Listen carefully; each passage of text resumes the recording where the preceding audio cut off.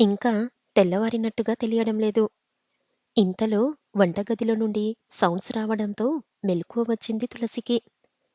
ఏం జరుగుతుందా అని మెల్లగా లేచి వంటగది దగ్గరికి వచ్చి చూసింది.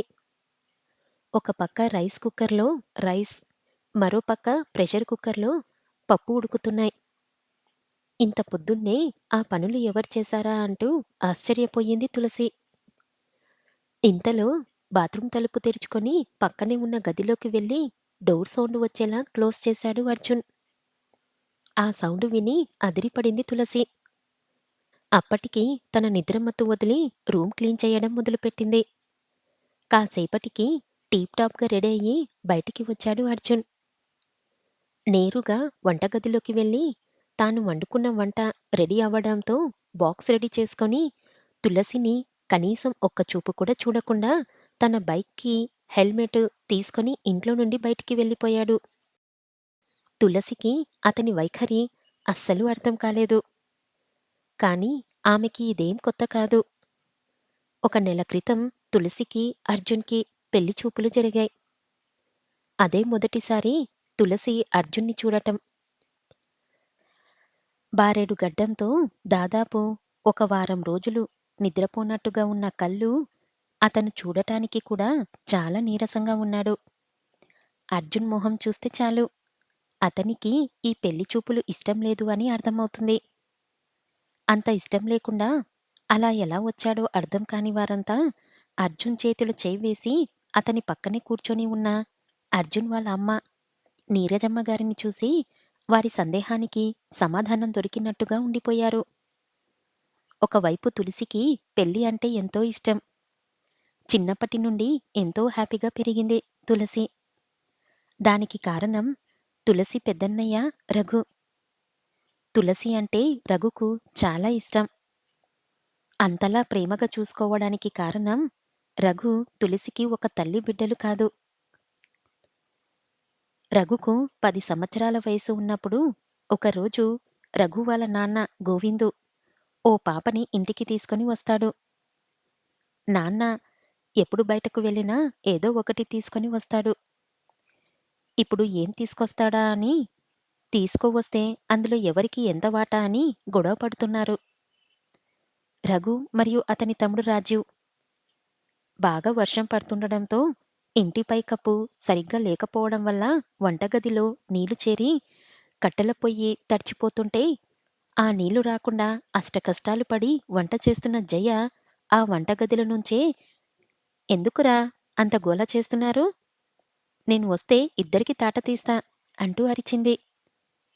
చూడమ్మా వీడు, నాన్న ఏం తెచ్చినా వీడికే అంటున్నాడు. నాకేమివ్వడంట అంటూ అమ్మ దగ్గరికి పరుగులు తీశాడు రాజు. ఇంతలో నాన్న రావడం గమనించిన రఘు, నాన్నా అంటూ ఇంట్లోకి వస్తున్న నాన్న వైపు అలానే చూస్తూ ఉండిపోయాడు. ఎందుకంటే తనతో పాటు తులసి కూడా ఉంది కనుక. వంటగదిలో ఉన్న జయ, రాజీవ్ కూడా అలానే చూస్తున్నారు ఆ పాప వైపు. పాపని అలా ఆశ్చర్యంగా చూస్తున్న రఘుని చూసి, ఏంట్రా అలా చూస్తున్నావ్? ఇది నీ చెల్లెలు తులసి. ఇక నుండి మనతోనే ఉంటుంది అని చెప్తాడు గోవింద్. గోవిందన్న మాటలు విన్న రఘు, చెల్లెలా? అంటూ తన వైపు అమాయకంగా చూస్తున్న తులసిని ఆప్యాయంగా దగ్గరికి తీసుకొని, నా పేరు రఘు. నీకు నేను పెద్దన్నయ్యని. అదిగో అమ్మ, చిన్నన్నయ్య అక్కడున్నారు అంటూ వంటగదిలో ఉన్న జయ వైపు చూపిస్తాడు. రఘు అలా అంటూ ఉంటే తులసి తనని చూస్తుంది. అప్పటి వరకు ఆ పాప ఎవరు అని చూస్తున్న జయ ఎప్పుడైతే గోవింద్ తన కూతురన్నాడో ఆవేశంగా తన చేతిలోని గిన్నెని నేలకేసి కొడుతుంది. రఘు జయని అదిగో అమ్మా అని చూపించినప్పుడు అడ్డమైన వాళ్ళని మీ నాన్న ఆదరించి నాన్న అయిపోతాడేమో, కాని ఊళ్ళు పట్టుకు తిరిగే వాళ్లకు పుట్టిన దానికి నేను తల్లిని కాను అంటూ వంటగదిలో నుండి బయటకు వస్తుంది జయ. ఆ మాటలు విన్న రఘు భయపడుతుంటే తులసి కూడా భయపడి రఘుని గట్టిగా పట్టుకొని ఉంటుంది. గోవిందు జయ అన్న మాటలకు కోపంగా, జయా అంటూ ఆమెని కొట్టడానికి చెయ్యెత్తాడు. ఉన్నమాట అంటే కోపం ఎందుకు? అంటుంది జయ. ఆ మాట పూర్తి కాకముందే ఎత్తిన చెయ్యి దించకుండా చెంప పగిలేలా కొడతాడు గోవిందు. నోర్మీ అంటూ. గోవింద్ కొట్టిన తీరుకు నేలమీద పడిపోయింది జయ. అది చూసిన తులసి ఏడవడం మొదలుపెట్టింది. రఘు ఆ పాపని వదిలి అమ్మా అంటూ జయ దగ్గరికి వెళ్తాడు. రాజీవ్ భయపడి ఒక మూలన ఉండిపోతాడు. ఒక నిమిషం ఆ ప్రదేశం మొత్తం నిశ్శబ్దం. వర్షం కూడా ఆగిపోయింది.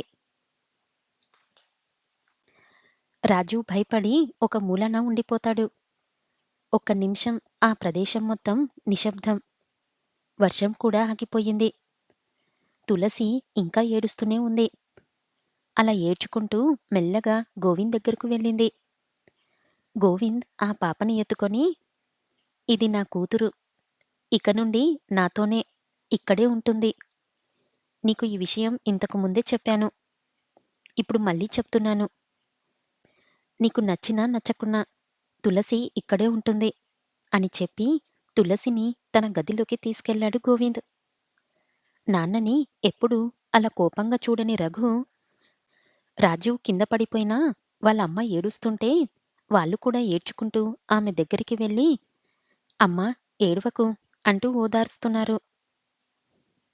ఎప్పుడూ ఒక్క మాట అనని తన భర్త ఆ పిల్ల కోసం తనపై చెయ్యి చేసుకున్నాడంటూ రగిలిపోతుంది జయ. ఆ క్షణమే ఇల్లు వదిలి వెళ్ళిపోవాలి అనుకుంది. కాని తన పుట్టింట్లో ఉన్న సమస్యలకి తాను కూడా సమస్య మారడం ఇష్టం లేక, తన కోసం కాకపోయినా తన పిల్లల కోసం అక్కడే ఉండిపోయింది. ఆ గొడవ తర్వాత ఎప్పుడూ అల్లరిగా, సందడిగా ఉండే ఇల్లు చాలా సైలెంట్‌గా మారిపోయింది. జయ, గోవింద్ ఇద్దరూ మాట్లాడుకోవడం లేదు. ఒకే ఇంట్లో ఉన్న 2 కుటుంబాల్లాగా జీవిస్తున్నారు. వాళ్ళ బంధం కేవలం బాధ్యతలు అనే దారంతో ఎగిరే గాలిపటం. అమ్మనాన్నలు ఇలా అవ్వడానికి కారణం తులసి అని నిర్ణయించుకుంటాడు రాజు. రాజు తల్లి చాటు బిడ్డ. తన తల్లి ఆవేదనకని తులసి మీద ఆమెకున్న కోపాన్ని, గోవింద్ ఆమెతో లేడు అనే బాధని ప్రతిక్షణం చూశాడు రాజు. అందుకే తనకి తులసి అంటే కోపం. రఘుకు అమ్మా నాన్న ఇద్దరి మీద చాలా ప్రేమ. వాళ్ళ గొడవలు కూడా ప్రేమని గ్రహించగలడు. నాన్న చెప్పే ప్రతి మాటని గౌరవిస్తాడు రఘు. ఒకసారి నేను ఉన్నా లేకున్నా తులసికి మాత్రం ఏ కష్టం రాకుండా చూసుకో అంటాడు గోవిందు. ఆ మాటల అర్థాన్ని గ్రహించిన రఘు, మనమంతా చాలా సంతోషంగా ఉంటాం నాన్నా అని చెప్తాడు. అమ్మ ప్రేమ పొందలేని తులసి అంటే రఘుకి చాలా ప్రేమ. తనని కంటికి రెప్పలా కాపాడేవాడు. అర్జున్ అలా వెళ్ళిపోయిన తర్వాత ఇంట్లో పనులన్నీ పూర్తి చేసుకొని వంటగదిలోకి వెళ్తుంది తులసి. అర్జున్ వండిన వంటలు మిగిలి ఉండటం చూసి వాటిని పడేద్దామని అనుకుంది. కాని వాసన చూసి రుచి ఎలా ఉందా అని టేస్ట్ చేసింది. అస్సలు బాగలేదు ఆ వంట. వాటిని పారవేసి తాను వండుకొని తినేసింది. రాత్రి 7 గంటల సమయం. తులసి ఫోన్ రింగ్ అవుతుంది. ఫోన్ చేసింది అర్జున్ వాళ్ళ అమ్మగారు నీరజ. వారి మధ్య సంభాషణ. తులసి: హలో మేడం. ఎలా ఉన్నావు తులసి? బాగున్నాను మేడం. అర్జున్ బయటికెళ్లారు అని చెప్పి కొంతసేపటికి నిశ్శబ్దం తర్వాత, మా నాన్న ఎలా ఉన్నారు మేడం అంటుంది తులసి. బావున్నారు తులసి. నేనొకసారి హాస్పిటల్‌కి వెళ్ళి నీకు ఫోన్ చేస్తాను. నువ్వు ఆయన గురించి టెన్షన్ పడకు అని అంటుంది. ఇంతలో మేడం మిమ్మల్ని రమ్మంటున్నారు అని ఎవరో పిలవడంతో నేను తర్వాత ఫోన్ చేస్తాను అని అంటుంది నీరజ. తులసి అలాగే మేడం అని కాల్ కట్ చేస్తుంది. తులసి ఏ పరిస్థితుల్లో నీరజమ్మని కలిసిందో, ఎలా తన జీవితం అనుకోని మలుపులు తిరిగిందో గతాన్ని నెమరువేసుకుంటుంది సోఫాలో కూర్చొని. ఒక ప్రైవేట్ కంపెనీలో టెలికాలర్‌గా పనిచేస్తుంది తులసి. ఆ కంపెనీ యొక్క క్లయింట్స్ మరియు కస్టమర్స్‌తో ఫోన్ ద్వారా వారి ప్రశ్నలకు, సందేహాలకు వారికి కావాల్సిన సమాచారాన్ని చెప్పడం ఆమె పని. రోజు వచ్చే వందల ఫోన్‌కి సమాచారాన్ని చెప్తూ ఉంటుంది. ఒకరోజు ఇంటి దగ్గర నుండి ఫోన్. చిన్నన్నయ్య రాజీవ్ చేశాడు. నాన్న పడిపోయారు. హాస్పిటల్‌లో జాయిన్ చేశాం అన్నాడు. వెంటనే హాస్పిటల్‌కి వెళ్ళింది తులసి. హాస్పిటల్లోకి వెళ్ళి వాళ్ళ నాన్న ఎక్కడ ఉన్నారో కనుక్కొని అక్కడికి వెళ్ళింది. అక్కడ ఒక పక్క జయ ఏడుస్తూ ఉంది. రాజు ఆమెని ఓదారుస్తున్నాడు. జయని చూసి కంగారు పడుతూ నేరుగా డాక్టర్ దగ్గరకు వెళ్ళి, "నాన్నకెలా ఉంది డాక్టర్?" అని అడిగింది. "మీ నాన్నగారు ఎక్కువగా డ్రింక్ చేయడం వల్ల లివర్ క్యాన్సర్ వచ్చింది. ఆపరేషన్ చెయ్యాలి" అన్నాడు డాక్టర్. "ఎన్ని రోజుల్లో చెయ్యాలి?" అడిగింది తులసి. "వెంటనే చెయ్యడం చాలా మంచిది. ఇంకా ఆలస్యం చేస్తే ఏం జరుగుతుందో చెప్పలేం" అన్నాడు. "ఎంత ఖర్చవుతుంది డాక్టర్?" అంటూ అప్పటికే కంట్లో నీళ్లాగడం లేదు తులసికి. "దాదాపు 20,00,000 వరకు అవుతుంది" అన్నాడు. ఆ మాట విన్న తులసి, "అంత డబ్బా?" అని షాకయి, "అంత డబ్బు నా దగ్గర లేదు డాక్టర్ గారు. మీరే ఏదో ఒకటి చేసి నాన్నని కాపాడండి" అంటూ డాక్టర్ గారి కాళ్ళ వేళ్ళపడుతూ బ్రతిమాలుతుంది. ఒక పక్క జయ, "ఈ దరిద్రాన్ని ఎప్పుడైతే ఇంటికి తెచ్చాడో అప్పటి నుండి మాకు నవ్వులు దూరం చేసేసింది" అంటూ తన తలని కొట్టుకుంటూ బాధపడుతుంది. డాక్టర్ గారిని అలా బ్రతిమాలుతున్న తులసిని వెనక్కి లాగుతూ, ఊరుకోమంటూ ఓదార్స్తూ తను కూడా బాధపడుతున్నాడు రాజీవ్. ఇదంతా గమనిస్తూ కన్నతండ్రిపై తులసి పడుతున్న ఆవేదన చూస్తూ అక్కడే ఉండిపోయింది నీరజ. తులసి కొంచెం ధైర్యం చేసుకొని తనకి తెలిసిన వాళ్ళ అందరికీ ఫోన్లు చేయడం మొదలుపెట్టింది. ఆమె చెప్పిందంతా విన్నా అందరూ అయ్యో పాపమని జాలిపడ్డారే తప్ప ఎవ్వరు కూడా సాయం చేయడానికి ముందుకు రాలేదు.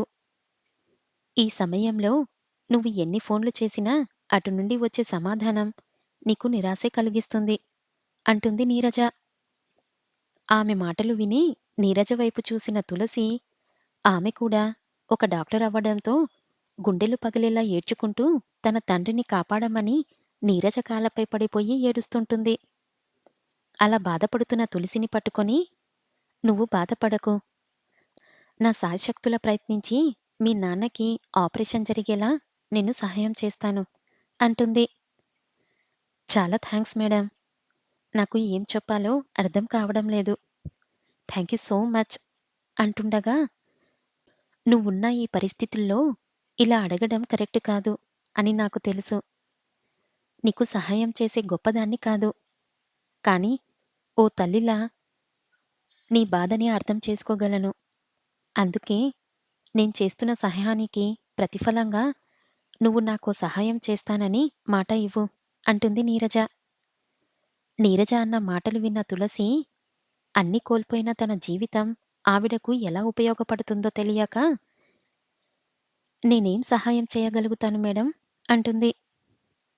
"ముందు మాటివ్వు, తర్వాత చెప్తాను" అంటుంది నీరజ. ఆమె చేతిని ప్రమాణం చెయ్యి అన్నట్టుగా చాపి, సరే అని నీరజ చేతిలో తన చెయ్యి వేసి మాట ఇస్తుంది తులసి.